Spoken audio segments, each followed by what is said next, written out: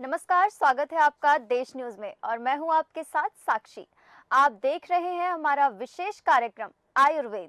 ऐसी कोई बीमारी नहीं है जिसका आयुर्वेद में इलाज ना हो। आज हम बात करेंगे मानसिक अवसाद टेंशन के बारे में कि ये क्या है, क्यों होती है, इससे दूर रहने के लिए क्या इलाज है। आप सभी जानते होंगे कि मानसिक टेंशन होना आजकल आम हो गया है। कम उम्र के लोगों को भी टेंशन हो जाती है। तो आज हम जानेंगे कि मानसिक टेंशन यानी डिप्रेशन होने से कैसे बचें। हमारे विशेष कार्यक्रम में चर्चा करने के लिए हमारे साथ जुड़ चुके हैं अंतर्राष्ट्रीय नाड़ी वैद्य त्रिगुणाचार्य जी।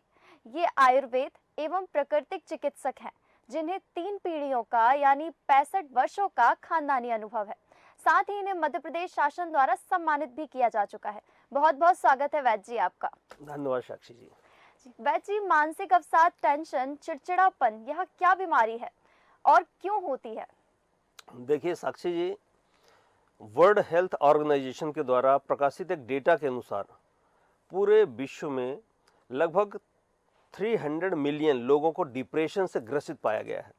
वहीं देखा जाए तो विश्व की पूरी जनसंख्या में से 4.3% लोग डिप्रेशन से पीड़ित हैं। नेशनल हेल्थ सर्वे 2015-16 के अनुसार भारत में 20 में से एक व्यक्ति मेंटल हेल्थ जैसे कि डिप्रेशन जैसी समस्या का शिकार है। इसके साथ ही यह समस्या 15 से लेकर 49 साल के व्यक्ति को सबसे ज़्यादा प्रभावित करती है।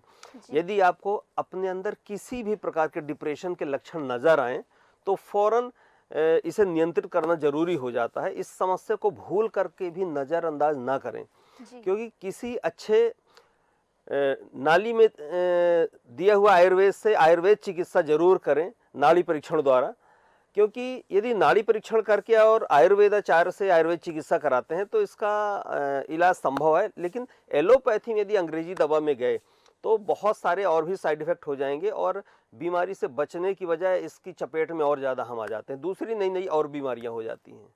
जी वैद्य जी, डिप्रेशन में नजर आने वाले कुछ आम लक्षणों के बारे में बताइए। ऐसे कौन से लक्षण हैं जिससे हमें मतलब फील हो जाए कि डिप्रेशन है? देखिए, डिप्रेशन में व्यक्ति तनावपूर्ण और उदास रहने लगते हैं। साथ ही लोगों से दूर और अकेले रहना ज़्यादा पसंद करते हैं। जी साथ ही उन सभी चीज़ों में रुचि खो देना या जो एक समय में आपके पसंदीदा हुआ करते थे वह सब चीज़ें भूल जाना। साथ ही सांस फूलना और हार्ट बीट बढ़ने लगने जैसी समस्या देखने को मिलती है। इसके अलावा सुस्ती और ऊर्जा की बहुत कमी महसूस होती है। जी नींद कम आती है और यह आएगी तो ज़रूरत से ज़्यादा नींद आएगी। इसके अलावा नकारात्मक विचारों से हमेशा घिरे रहना, साथ ही सिर में दर्द और किसी काम पर ध्यान बिल्कुल न रख पाना। इसके अलावा सामान्य आपकी डाइट कम हो जाना, भोजन कम होना या ज़रूरत से ज़्यादा बहुत ज़्यादा खाना खाने लगना। इसके अलावा घबराहट के कारण लूज मोशन और उल्टी जैसी समस्या होने लगती है। साथ ही किसी भी एक चीज़ पर फोकस नहीं हो पाता, ध्यान केंद्रित नहीं हो पाता हमारा। वहीं लंबे समय तक डिप्रेशन में रहने के कारण मुंह सूखना और चक्कर आना भी एक आम लक्षण है। साथ ही मांसपेशियों में तनाव, छाती में खिंचाव, अधिक ज़्यादा थकावट महसूस करना, नकारात्मक की ओर आकर्षित होना, उदास रहना, अपने मन पसंदीदा कार्यों में बिल्कुल इंटरेस्ट ना लेना, यह सभी डिप्रेशन के ही लक्षण हो सकते हैं। डिप्रेशन की जो समस्या है एक मानसिक बीमारी है जो दिन प्रतिदिन बढ़ती ही जा रही है। जी वैद्य जी, डिप्रेशन यानी अवसाद से निकलने के लिए क्या करना चाहिए? देखिए साक्षी जी, अवसाद से निकलने के लिए व्यक्ति को अपनी दिनचर्या में व्यायाम शामिल करना चाहिए, योग एवं ध्यान को भी जगह देनी चाहिए। यह अवसाद के रोगी के मस्तिष्क को शांत करते हैं तथा उनमें हार्मोनल जो डिसबैलेंस होता है उसको ठीक करता है यह व्यायाम। और इसके अलावा व्यक्ति को सुबह उठकर सैर पर जाना चाहिए, टहलने जाना चाहिए। इसके बाद योगासन प्राणायाम जरूर करना चाहिए, इससे बहुत अच्छा आराम मिलता है। और साथ में मेडिटेशन वगैरह भी करना चाहिए। हालांकि डिप्रेशन के बढ़ते मामले हम सभी के लिए गंभीर चिंता का विषय हैं। लोग अक्सर इसे तनाव समझकर नज़रअंदाज कर देते हैं, परंतु समय रहते इसको यदि नियंत्रित नहीं किया गया तो यह बहुत भयावह हो जाता है। और कई बार इसकी बीमारी इतनी ज़्यादा बिगड़ जाती है कि लोग मानसिक बीमारी की वजह से आत्महत्या के बारे में भी सोचने लगते हैं और यह इसका कारण बन जाता है।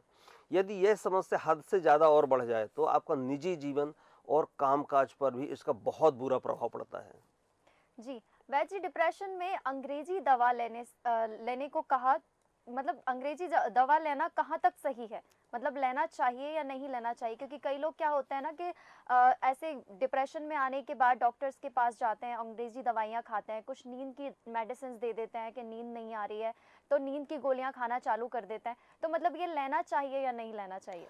देखिए साक्षी जी, इसमें वाकई बहुत सारे दुष्प्रभाव होते हैं जो अंग्रेजी दवा होती है। जी, एक बीमारी ठीक करने के लिए आप दवा लेते हैं अंग्रेजी दवा, इसमें 4-6 और नई बीमारियां धीरे धीरे हो जाते हैं। और इसमें यदि औषधि प्रभाव वाली दवाइयाँ लेते हैं जिसमें औषधि गुण हैं और औषधियाँ हैं, जड़ी बूटियाँ, इससे यदि हम इलाज कराते हैं तो ये बहुत अच्छा होता है। और अंग्रेजी दवाइयों का सेवन बिल्कुल नहीं करना चाहिए। आपको हम बता दें कि दवाइयाँ केवल कुछ समय तक ही काम करती हैं। इनका असर खत्म होते ही यह समस्या आपको दोबारा से परेशान करने लगती है और समस्या कई बार बढ़ जाती है। इसलिए अंग्रेजी दवा का इस्तेमाल तो बिल्कुल नहीं करना चाहिए। आयुर्वेद में इसके 100% इलाज है इसमें, तो आयुर्वेदिक इलाज और आयुर्वेदिक दवाइयाँ ही लेनी चाहिए। वैसे डिप्रेशन से बचने के लिए क्या उपाय अपनाना चाहिए? देखिए साक्षी जी, इसमें डिप्रेशन से बचने के लिए कुछ ज़रूरी कदम हैं, इन्हें ज़रूर आजमाना चाहिए या इस्तेमाल करना चाहिए। जैसे जी, ये सब कर लेने में हमें अंग्रेजी दवाइयों की आवश्यकता नहीं पड़ेगी।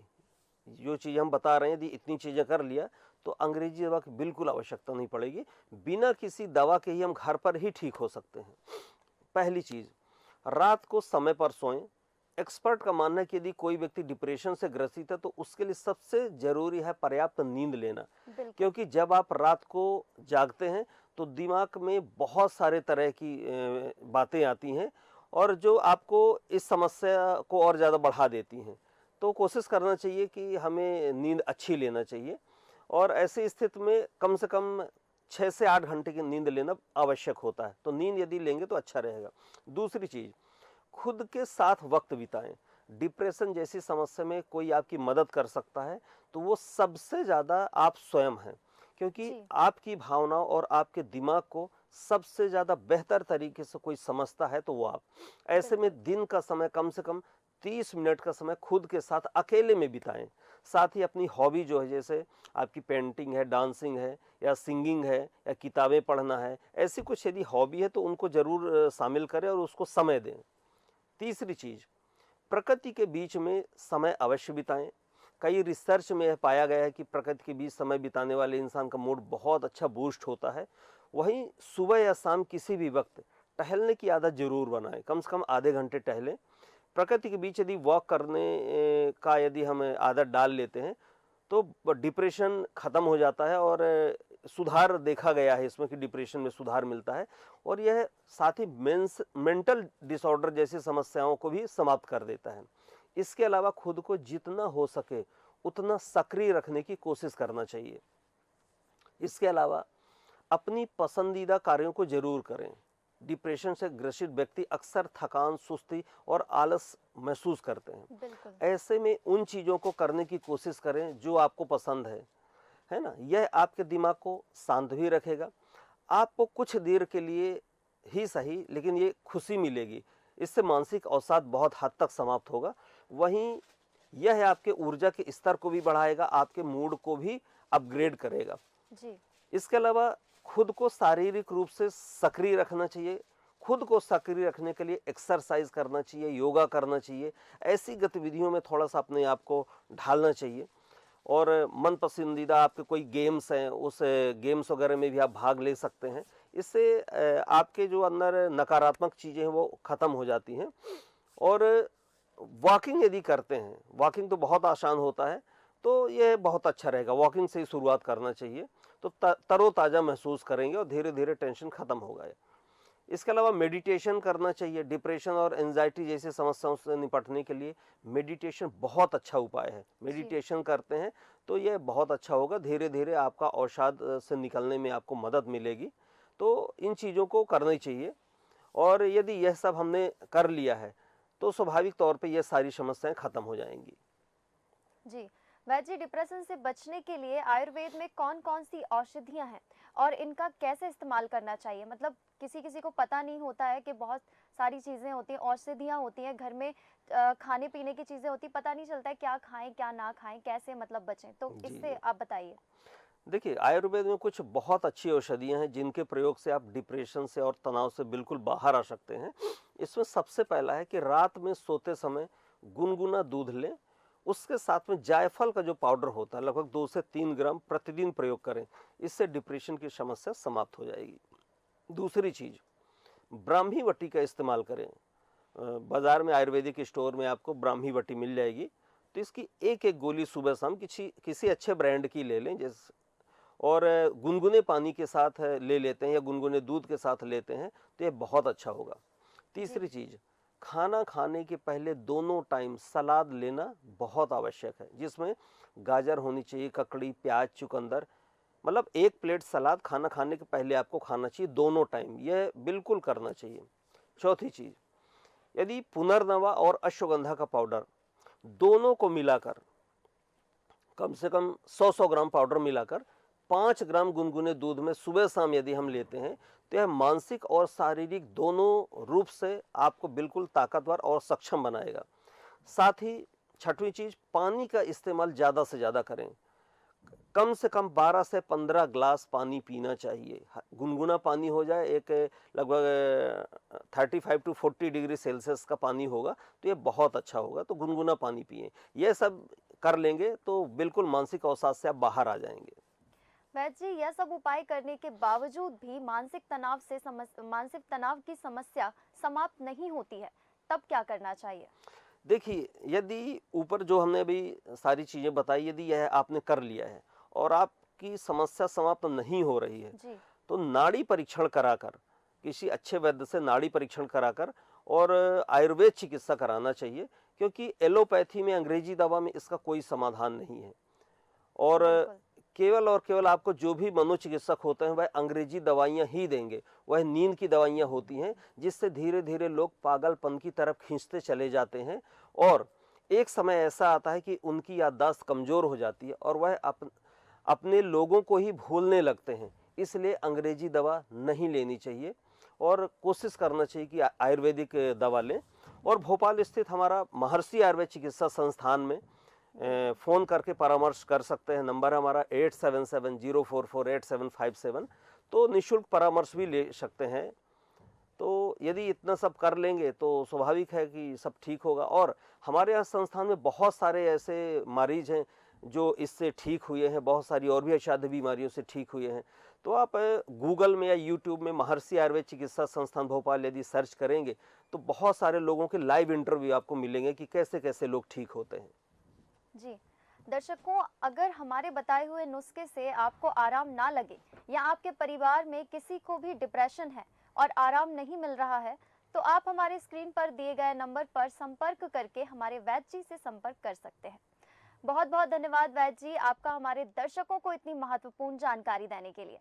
हम आगे भी आपसे ऐसे तमाम मुद्दों पर चर्चा करते रहेंगे ताकि हमारे दर्शकों को सही जानकारी मिल सके। तो देखा आपने, वैद्य जी ने जो इतनी महत्वपूर्ण जानकारी हमें दी। तो दर्शकों, यदि आपको ऐसे लक्षण नजर आ रहे हैं तो कहीं आप भी तो डिप्रेशन के शिकार नहीं। हमारे बताए हुए टिप्स फॉलो करें। आई होप आपकी हमारी दी हुई जानकारी आपके काम जरूर आएगी। आप डिप्रेशन जैसी बीमारी को नजरअंदाज बिल्कुल भी ना करें, क्योंकि यह छोटी बीमारी नहीं है। और मैं फिर कहूंगी कि ऐसी कोई बीमारी नहीं है जिसका आयुर्वेद में इलाज ना हो। आप सभी ये टिप्स फॉलो करें। मिलते हैं ऐसे ही कुछ नए विषयों के साथ। आप देखते रहिए देश न्यूज़। नमस्कार।